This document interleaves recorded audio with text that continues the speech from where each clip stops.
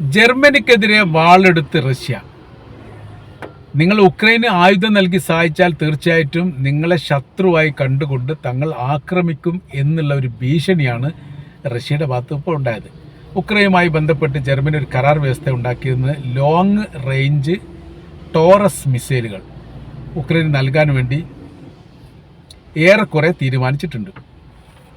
ഈ തീരുമാനിച്ച അല്ലെങ്കിൽ കരാർ വ്യവസ്ഥ റദ്ദാക്കണം എന്നാണ് റഷ്യ പറഞ്ഞത്.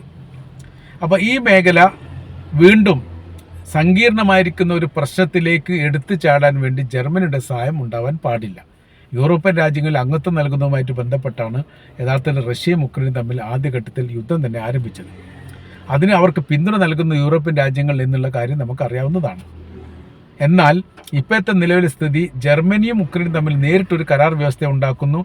ഈ കരാർ വ്യവസ്ഥയുമായിട്ട് ബന്ധപ്പെട്ട ലോങ് റേഞ്ച് ടോറസ് മിസൈലുകൾ നൽകുമ്പോൾ ഈ ഉക്രൈനിൽ നിന്ന് റഷ്യയുടെ തലസ്ഥാന നഗരിയെ കേന്ദ്രീകരിച്ചുകൊണ്ട് ആക്രമണം നടത്താൻ വേണ്ടി അവർക്ക് എളുപ്പം സാധിക്കും.